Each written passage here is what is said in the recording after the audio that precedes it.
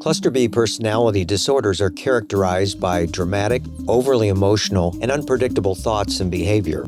From Ars Longa Media, this is Cluster B, scientifically informed, expert insights into the 4 Cluster B personality types: antisocial, borderline, narcissistic, and histrionic personality disorder. Here's today's host, Dr. Todd Grande. Hello, this is Dr. Grande. Today's question is, how can we differentiate autism spectrum disorder from personality disorders? So here specifically, when I talk about autism spectrum disorder, I'm referring to the high functioning end of the autism spectrum and a presentation that doesn't have intellectual impairment. I'm using a couple different articles for this video. I'll put the references for those articles in the description for this video. So we know that when we talk about autism spectrum disorder and we're talking about high functioning autism without the intellectual impairment, we know that this particular type of presentation is often diagnosed late in life. It's often misdiagnosed, and a lot of the time it's confused with personality disorders. So somebody may be diagnosed with a personality disorder instead of autism spectrum disorder. And one of the difficulties here is that autism spectrum disorder and personality disorders share a few different things in common. And one of those features is they're both egocentric, which means that there's a lack of insight. It means when somebody looks at their behavioral characteristics and their thinking and their feelings, they find them acceptable, even though they lead to dysfunction. That's what egocentric means. Now, distinguishing autism spectrum disorder, as I'm talking about it here, with personality disorders is challenging, and it does require careful assessment, including childhood behavior and development over the lifespan. And there's really a lot to it. There's a lot of components that have to be assessed when you're trying to differentiate these disorders. But here in this video, I'll be talking about some of the elements that are in common between personality disorders and autism spectrum disorder, and some of the dissimilarities, some of the areas that might help to differentiate these disorders from one another. So to help with this differentiation, I'm going to be looking at autism spectrum disorder and specifically 2 personality disorders: borderline personality disorder and narcissistic personality disorder, because these are the ones featured in one of the articles that I read, but also these 2 personality disorders are the ones that are most likely to be confused with autism spectrum disorder. We see that every now and then autism spectrum disorder is confused with other personality disorders, but it's just not that common. So let's take a look at these disorders individually. So with autism spectrum disorder, we know that this is listed in the Diagnostic and Statistical Manual, the DSM. And here we see this disorder is characterized by deficits in social communication and social interaction, as well as restrictive, repetitive patterns of behavior, interest, and activities. Now we move over to the personality disorders, again specifically borderline and narcissistic, so BPD and NPD. We see that these are both cluster B personality disorders. So they're both in the same cluster, the dramatic, erratic cluster. With borderline, we see a pattern of unstable relationships, unstable mood, impulsivity, identity disturbance, anger, a chronic feeling of emptiness, and we also see an increased risk of suicidal ideation, gestures, threats, and other behaviors. With narcissistic personality disorder, with NPD, we see characteristics like being arrogant, being jealous of other people, having a lack of empathy, requiring excessive admiration, tending to manipulate people, and having a sense of entitlement. So there is some overlap between BPD and NPD, but usually we can distinguish these 2 from one another. It's also important to remember that borderline and narcissistic personality disorders can be comorbid, and autism spectrum disorder, ASD, can also be comorbid with these personality disorders.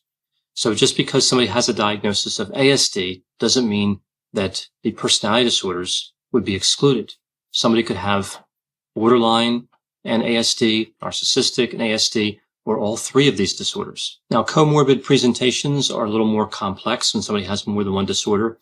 And specifically, we know that when somebody has ASD and BPD at the same time, there's an increased risk of suicidal ideation. So it is important to correctly identify and diagnose these disorders because the risks are different depending on what combination of disorders somebody presents with.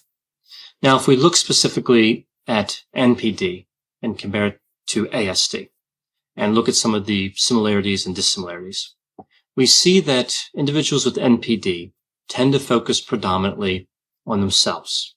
And this we also see with ASD. Also, we see reduced empathic abilities, right? So a decrease in empathy. And I mentioned that lack of empathy specifically with NPD. We also see that with ASD. Now, the way the lack of empathy appears in each disorder is a little bit different, and it gives us some idea of how we can differentiate between the two disorders. With NPD, we see someone who has reduced emotional empathy. So they don't demonstrate as much sympathy and compassion, for example. With ASD, we see more impaired cognitive empathy.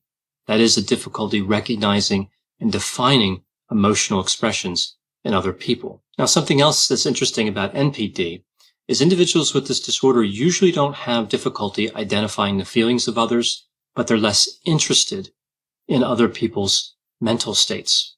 So this is why we believe we see less empathy and compassion. It's the level of interest that's actually decreased. So those are some of the differences between NPD and ASD. But what about BPD and ASD, borderline personality disorder, and autism spectrum disorder?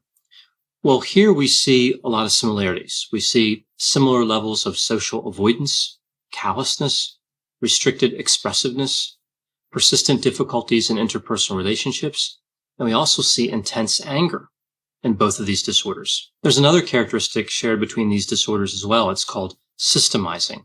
And systemizing is when somebody can identify rules and patterns. And actually, it's considered a strength. And the level of systemizing that we see for BPD is actually quite similar to what we see with ASD. Another similarity is self-injurious behavior. We see this again with both BPD and ASD. But just like the lack of empathy that we see with NPD and ASD, we believe the mechanism and the manifestation is a little different. So when we talk about self-injurious behavior with ASD, we usually think of it as reducing aversive inner tension caused by a sensory overload, right? So somebody is in an environment where there's just too much going on. There's too much stimulation. And that self-injurious behavior kind of releases tension. This is with ASD. Now with BPD, we see kind of a different setup when it comes to self-injurious behavior, a different characteristic. We see someone who is injuring themselves because of interpersonal reasons. They're angry. They're trying to get attention. We also see emotional or affective reasons, like to relieve anxiety or to decrease emotional pain, as well as cognitive reasons, like if somebody's trying to punish themselves or if they're feeling numb. So we see a lot of differences there between these two disorders when it comes to the self-injurious behavior. And again, really understanding the details of why somebody is engaged in that behavior can help us to differentiate, can help us to know which disorder may be present. Another characteristic that's shared between BPD and ASD is suicidal ideation. And specifically with the type of presentation of ASD I'm talking about here. Again, high functioning and without intellectual impairment. We know that with this type of presentation, rates of depression are fairly high, and of course, suicidal ideation is high. Of course, when we see higher levels of depression, we normally do observe higher levels of suicidal ideation. This is really to be expected. And of course, with BPD, suicidal ideation is fairly common as well. So again, this construct is something that's shared between BPD and ASD. So those are some of the ways to differentiate these disorders based on symptoms and how the symptoms manifest and why they manifest. Well, what about personality? Are there personality differences between ASD, NPD, and BPD? And this is actually a really interesting question because we know, of course, that NPD and BPD are both personality disorders. So the personality characteristics of those who have those disorders, has been studied fairly extensively. And this particular study that I referenced in the article that deals with ASD, NPD, and BPD really looked at how ASD was different than NPD and BPD. What we could see in autism spectrum disorder that may be able to be used diagnostically. Now, the way they compared the personality characteristics was using a model called the 5-factor model. And the 5-factor model, of course, is very popular. It's well studied. There are 5 big traits in the model. I remember them through the acronym OCEAN: openness to experience, conscientiousness, extroversion, agreeableness, and neuroticism. And what we see here is when we compare ASD to NPD. With ASD, we see lower openness to experience and lower extroversion, so being more introverted. We also see higher conscientiousness, and we see roughly the same levels of agreeableness and neuroticism. When comparing ASD to BPD, there are some similarities and some differences in terms of what we saw with the NPD comparison. We still see lower scores with ASD on openness to experience and extroversion, but in terms of conscientiousness, we see much higher conscientiousness with ASD as compared to BPD, and lower neuroticism with ASD as compared to BPD. But the agreeableness trait, that's the same between both of these disorders. So there we have some ways to differentiate these disorders based on the symptoms and characteristics, as well as personality profiles. Although this research did note that we don't have a lot of information about these particular differences, so we have to be careful about jumping ahead and using these diagnostically as if they're 100% valid. They may be helpful diagnostically, but the results of the study are far from definitive. Now, when we talk about autism and personality disorders, I've received a lot of questions on this topic. And that's, of course, why I covered this in this video. And it's interesting because I think in the mental health community, there's this idea that autism is easy to spot and rarely comorbid with other conditions. And you really wouldn't expect somebody to have autism spectrum disorder and to go into adulthood without it being detected. And of course, we know that autism spectrum disorder is not easy to spot. It's often comorbid with other disorders, and it's often undetected. So there's a lot of misinformation and I think misunderstanding around autism. I think also in the mental health community, clinicians tend to look at autism spectrum disorder and just kind of put it way off in a category by itself. So they create a lot of distance conceptually between autism spectrum disorder and personality disorders. But really, they're closer to each other than one may think. And again, that's what these studies really looked at. These disorders can be easily confused with one another. For more content like this, check out Healthy Toxic, another podcast from Ars Longa Media, all about what makes or breaks relationships, including issues related to narcissism, narcissistic abuse, and how personality disorders affect relationships. Ars Longa Vita Brevis. Learn more at arslonga.media.